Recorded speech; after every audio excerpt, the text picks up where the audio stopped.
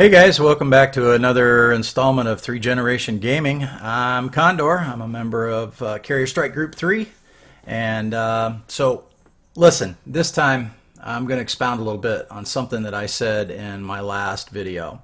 And something that it's been weighing on me for the last couple of days, and I've been doing a little research, and I wanted to talk about it real quick because I'm not never 100% sure who's watching these videos. It could be people that don't know anything about Star Citizen and they trip across one of the videos and come in. I'm sure most of you that are watching my videos are interested in the same thing I am, and it's basically in mining and exploration as it applies to Star Citizen. So I mentioned in the last video that about a week ago, I think it was about a week ago. Anyway, mining is kind of broken right now in 3.5. I'm just going to be honest, it's kind of broken. They've taken a couple of steps back in a couple areas, and I'm sure they're going to fix it, which is awesome. But my frustration led me to go to Spectrum and on the RSI site, and I posted just a small little blurb in there. Nothing derogatory, nothing bad. I was just seeing if anybody else out there felt the same way I do about how mining was right now. And I titled it, Please, Please, Please Fix Mining. And I put this little paragraph in there about how I felt like mining was taking a step backwards. And I really wish they'd fix it because it's an integral part of the game. I believe it's an integral part of the game, as I'm sure most of you do. And that's the part I want to play. And so I put the post out there. And I mentioned in the last video that I got some responses. And most of them, for the most part, were all positive. I had a couple in there that really took me back a little bit. Now, I wasn't mad because I understand there are trolls out there. That's all they do. If you're not interested in mining, why are you posting something on a forum anyway? But anyway, one of them that got me to thinking was he basically said, mining is boring as F. And we all know what he meant by that. You're a dirt farmer. Go to the asteroids. It's easier there. And somebody else said it's not really an integral part of the game. Learn to play the game the right way. I don't know. It's just a bunch of gobbledygook. And the reason it struck a chord with me is because the week before I was in Spectrum, and sometimes when I'm bored and I'm sitting here at home, I'll go on Spectrum and I'll go into the general chat, and I was watching chats just as they scroll by, and somebody brought up mining, right? And I thought, oh, cool, somebody's going to talk about mining, yay! And it just evolved from there. It went just Neanderthal. I couldn't believe it. I'm seeing people telling this guy that, oh, you don't know what this game's about, man. You got to be able to fly. You got to shoot people. You got to blow them up. You got to be able to spacewalk and steal their blowing up engines. And man, it's all about piracy and all this. And I'm like, I'm looking at this going, wow, they don't get it. Some of these people just don't get it. And I get the whole trolling thing. I'm a little bit on the older side. I come from the adage that if you don't have anything nice to say, then just keep your mouth shut. Basically, but I get social media now, and you got to make yourself feel important by stirring the pot, getting people upset. That's what we're all about. And okay, if that's what floats your boat, then more power to you. But I wanted to expound a little bit on that because it got me to thinking about how I think there's people out there that don't understand how important certain aspects of this game, especially the economy, are, or what it means to this game. So if you go back to, I'll give you a little background on myself real quick. So I'm not a spring chicken. As a matter of fact, I'll tell you that Christmas 1975, my parents got me, this will tell you how long I've been a gamer. 1975 Christmas, my parents got me my very first video game system, and it was from Atari, and it was called Pong. And if you don't know what that is, go look it up on Wikipedia.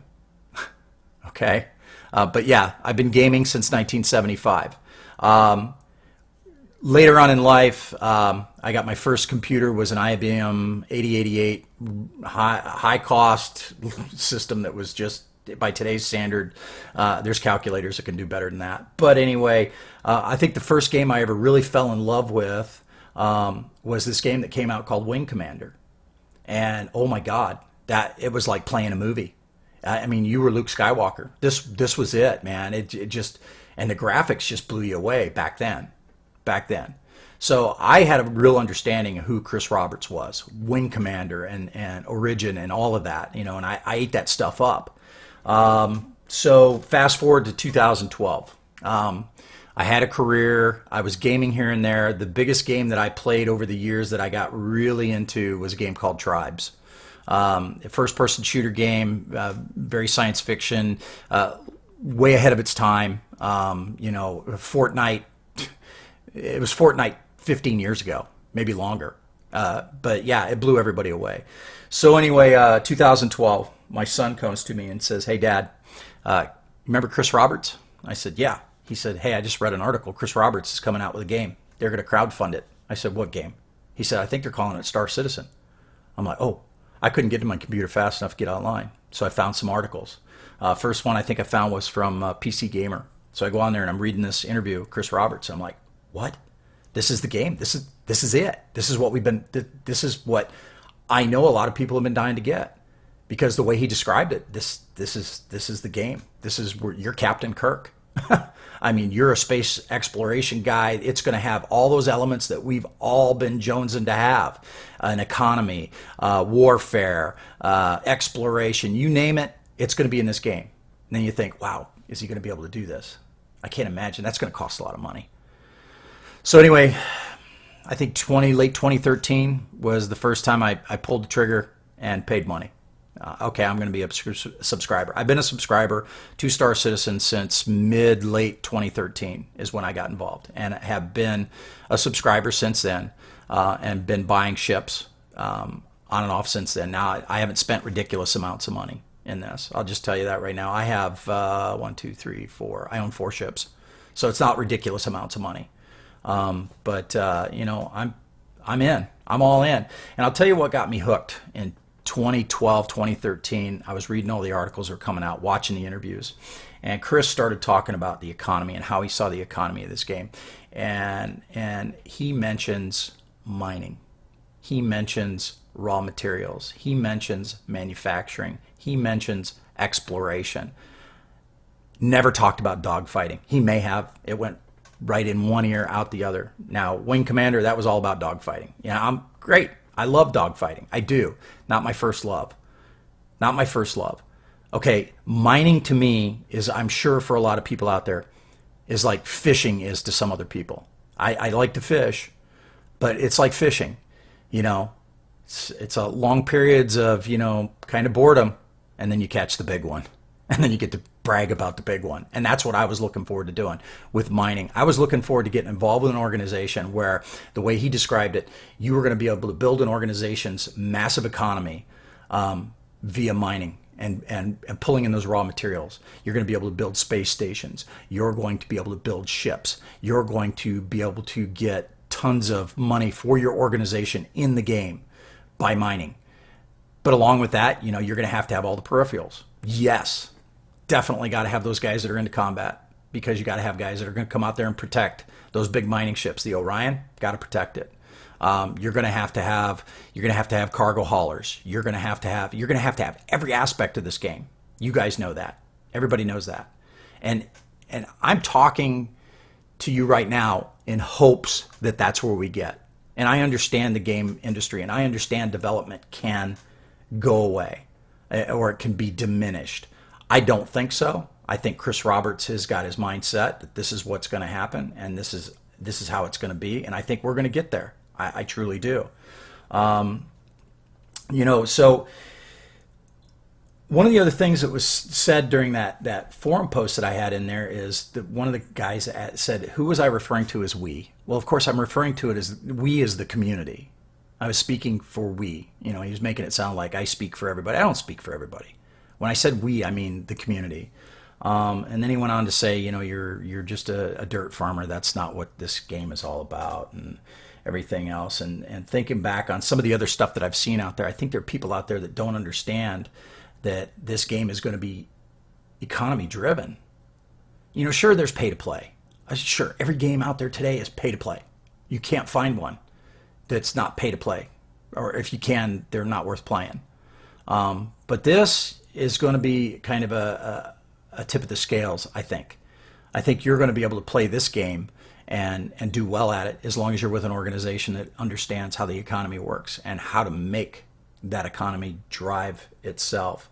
On the RSI site, and I'll connect links down at the bottom, guys, to some of the stuff I'm talking about. If you're not familiar with Star Citizen Economy and what they think of it, if you go to the RSI website, you can find a page on Star Citizen Economy. I'll link that down below. You can also find a page on Design Notes for Mining. Talks a lot about the Orion in there, but it also talks very generally about mining and what mining is going to be in this game. Also, Star Citizen Wiki. I'll put a link down there for this as well. Careers.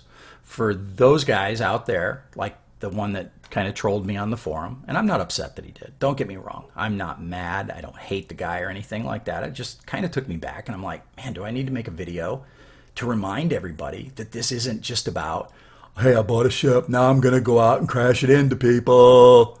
No, that's not what this is about. It's never been about that. Okay, so if on the Star Citizen tool site, the wiki site, they talk about careers in here. Very first career they list, mining. They talk about mining. Second, exploration. Then it's trading, smuggling, passenger transport. I'm going right down the list, guys. Racing, bounty hunting, mercenary, piracy.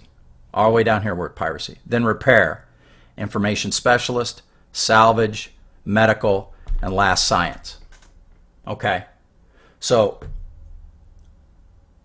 mining, number one, and exploration, number two. So that tells you a lot about how the economy in this thing is going to be driven. I remember about a year ago seeing a bunch of YouTube videos come up and read an article. EVE Online, everybody's familiar with EVE Online. If you're not, you don't need to look.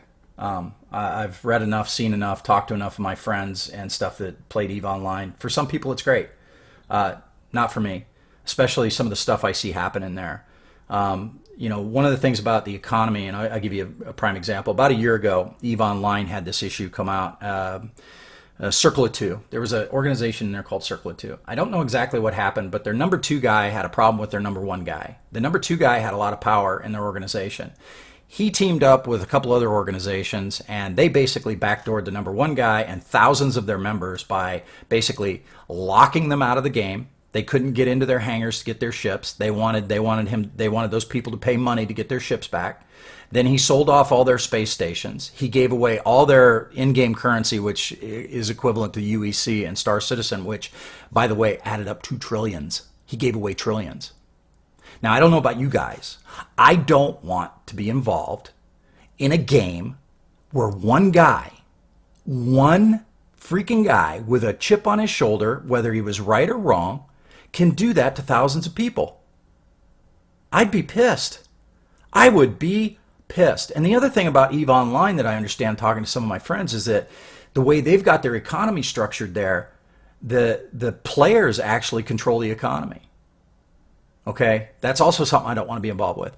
That was one of the things I was worried with Star Citizen until Chris Roberts expounded on how the economy for Star Citizen, how he envisioned it working. That's what sold me. When he said that actual live players with a heartbeat are only going to make up 10% of the actual entities in the game. NPCs are going to make up the other 90%. We're 10%. They're 90%. So they are actually going to have a very good control over the economy and over the fact that you're not going to be able to just get two organizations to go out and go, okay, we've taken all the gold and all the diamonds, so the rest of you can screw off. It's just not going to happen. Can't happen in this game, which I think is great, because that would wreck it. If you allowed large organizations to come in here and do that, it would wreck it. Just like, they're talking about not being able to grieve in this game. EVE Online, that was another problem with EVE Online. When I first thought about trying to play that, somebody said, oh man, you go in there, there's grievers everywhere. And if you don't know what a griever is, that's just somebody that runs around like a jackass ruining your day. That's all they want to do. It's just wreck your damn day. And I'm not about that. It's bad enough, we're in alpha right now, and you got guys that get bored and all they want to do is crash their ship into the space stations or into you or whatever. They have no creative juices going. I follow a lot of YouTubers out there that, man, they got some creative juices going. Some of the stuff they set up for their organizations, Moonside battles and all that, that's great. My organization, same thing. We do training missions every once in a while. We get together, we talk about the game.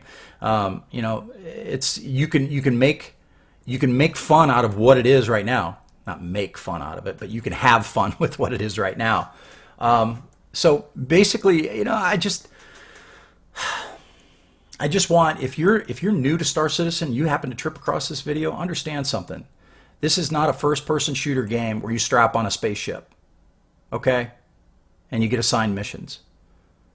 That's not what you can do that if you want. You're going to get bored with it real quick.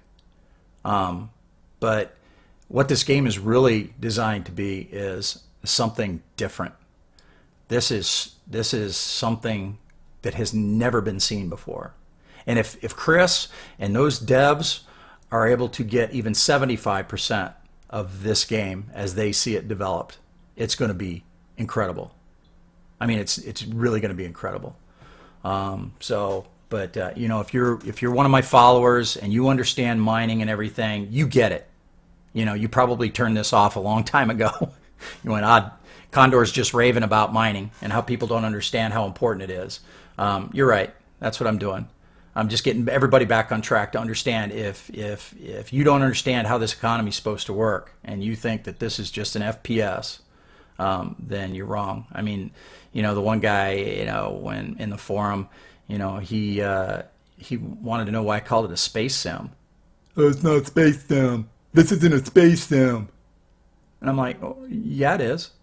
And you know how I know that? Because Chris Roberts has called it a space sim since 2012. You can find literally thousands of articles online calling this a space sim. Yes, it's an MMO, but it's a space sim. It's a space simulation game. It's not a first-person shooter. And, I'll tell you right now, PvE is going to be where it's at for me. PvE, not PvP. I'm not looking to go out there and, stir up a bunch of trouble with, guys flying around. Hey, man, let's go shoot at each other. There's going to be PvP. I understand that. Mine's going to be PvE. And mining is going to be part of that PvE for me. And I've got a strong organization that understands that. Boy, do they understand that. And they're military minded because our organization at Carrier Strike Group 3 is run by retired military guys. We've got active duty military guys in there. We also have a bunch of civilians. So they're structuring it towards all those people in mind. And very open forum with us. And we have hundreds of members. So anyway, I'll get off my high horse, guys. Thanks for watching. Thanks for listening. Please leave comments. Follow the channel if you'd like. Leave some likes. Negative comments are fine. I promise. I won't blast off on you. If you got some constructive comments to say, go ahead and say them. If you want to call me a dirt farmer in the comments, you can call me a dirt farmer too. I don't take offense to that. So anyway, I'll also leave a link down below for Carrier Strike Group 3. If you're interested in checking out the organization, please come check us out. We have a website. You can go out and fill out an application, send it in, tell them Condor sent you, and come join us. Like I said, hundreds of members and way more ships than we got pilots. So, all right, guys, that's it. I will see you next time.